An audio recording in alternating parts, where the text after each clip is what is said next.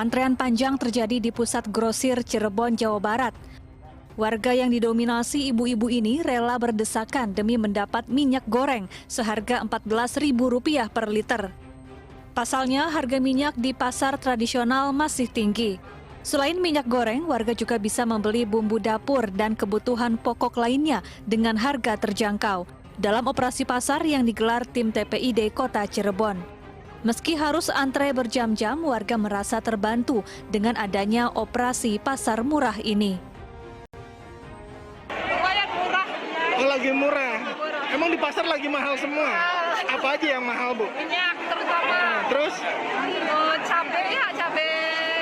Rawit. Cabai setan. Pada naik semua, banyak yang naik ya. Tadi juga ngantri? Ngantri dong. Rela antri. Berapa lama ngantrinya? Tadi ada sejam sih lumayan. Setiap warga dibatasi hanya dapat membeli 2 liter minyak goreng. Operasi pasar murah ini akan digelar hingga pekan depan dan diharapkan bisa menjaga tingkat inflasi daerah di tengah kenaikan harga sejumlah kebutuhan pokok. Polisi dan pemerintah Kota Yogyakarta menyelidiki kasus tarif parkir bus seharga Rp350.000 yang viral di media sosial.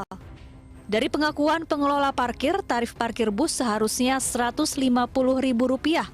Namun diduga ada praktik penggelembungan dana atau markup atas permintaan awak bus, yakni dengan mencantumkan harga lebih mahal pada kwitansi.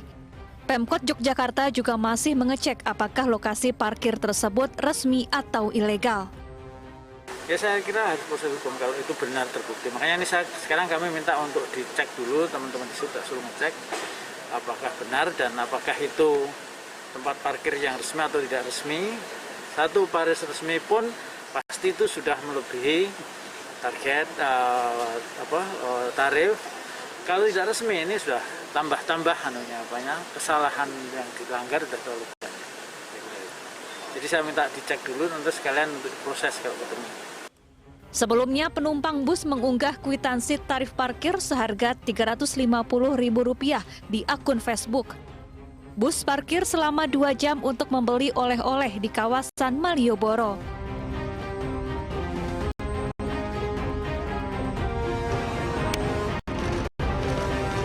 Komisi Pemberantasan Korupsi menggelar operasi tangkap tangan di Pengadilan Negeri Surabaya, Jawa Timur. Dalam OTT, KPK menangkap hakim, panitera, dan pengacara. Ketiganya diduga terlibat suap untuk memuluskan penanganan perkara. KPK juga menyita sejumlah uang sebagai barang bukti. Benar, KPK telah melakukan kegiatan tangkap tangan di Surabaya, Jawa Timur. Sejauh ini, berdasarkan informasi yang kami terima, ada 3 orang yang diamankan oleh tim KPK, diantaranya adalah hakim, panitera, dan juga pengacara. Kegiatan tangkap tangan ini terkait dengan dugaan tindak pidana korupsi, pemberian dan penerimaan hadiah ataupun janji berupa uang terkait penanganan perkara di Pengadilan Negeri Surabaya, Jawa Timur. Pasca OTT, KPK menyegel ruangan hakim di lantai 4 gedung Pengadilan Negeri Surabaya. Sementara itu, para pihak yang ditangkap masih diperiksa intensif. KPK memiliki waktu 1 kali 24 jam untuk menentukan status hukum mereka. Tim Liputan iNews melaporkan.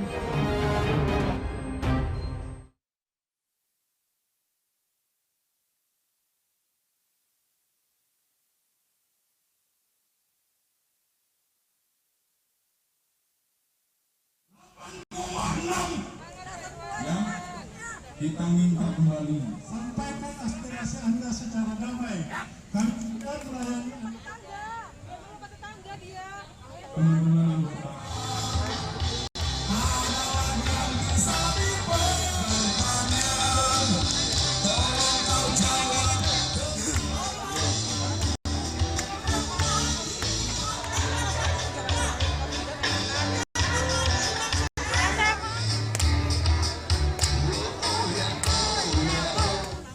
Kalau untuk perincian lebih perlu data saya. Tanggung jawab.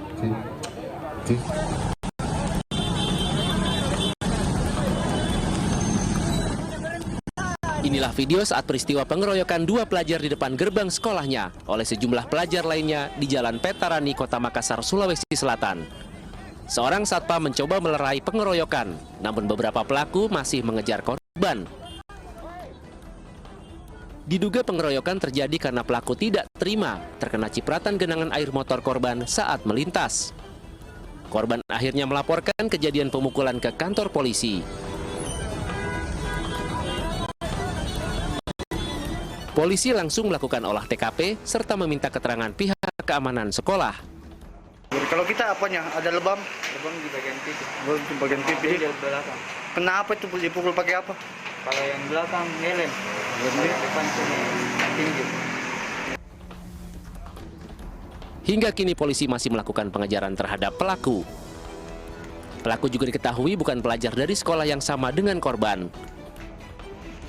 Dari Makassar, Sulawesi Selatan, Muhammad Durbone, iNews melaporkan. Selengkapnya sudah bergabung bersama kami Kapolsek Rapocini, Kompol Amrin AT. Selamat sore, Pak Amrin. Selamat sore, Pak. Pak Amrin, bisa dijelaskan Pak terkait kronologis dan proses hukumnya hingga saat ini seperti apa, Pak?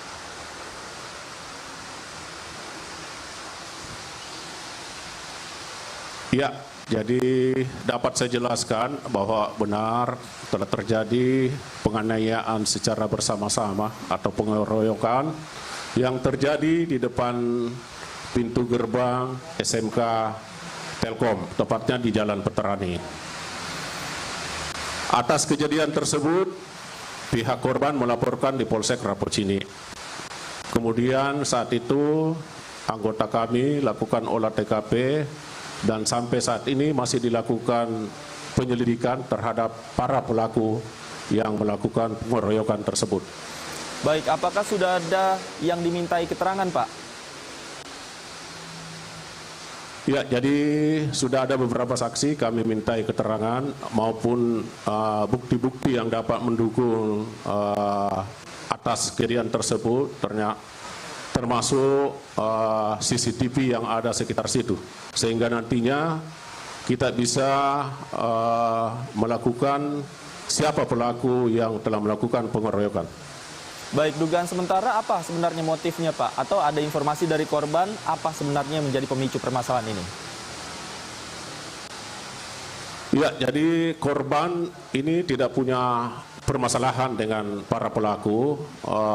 Tiba-tiba pada saat keluar dari pintu gerbang SMK Telkom, itu langsung dipukuli oleh beberapa orang.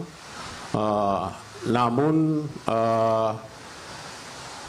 data yang ada atau informasi yang ada yaitu hanya ketersinggungan dengan adanya percikan air yang mengenai para pelaku. Oke, dugaan sementara ada berapa orang yang melakukan pengeroyokan ini? Ya, jadi kalau kita lihat CCTV sendiri itu sekitar 3-4 orang. Namun tetap kita akan lakukan pengejaran, mudah-mudahan nanti para pelaku kita bisa tangkap. Artinya dari para pelaku ini belum ada yang berhasil diamankan, Pak, ya? Ya, sampai sekarang ini anggota kami masih melakukan penyelidikan, mengumpulkan bukti-bukti terkait dengan kasus tersebut. Sehingga nantinya apabila sudah ada terdeteksi bahwa pelaku, itu akan kami lakukan pengejaran dan penangkapan. Baik, terima kasih Pak Amrin sudah bergabung bersama kami di iNews Sore. Selamat sore. Pemirsa, 1 prajurit TNI gugur dalam kontak tembak dengan kelompok kriminal bersenjata di Kabupaten Maibrat, Papua Barat. Kami segera kembali, tetaplah di iNews Sore.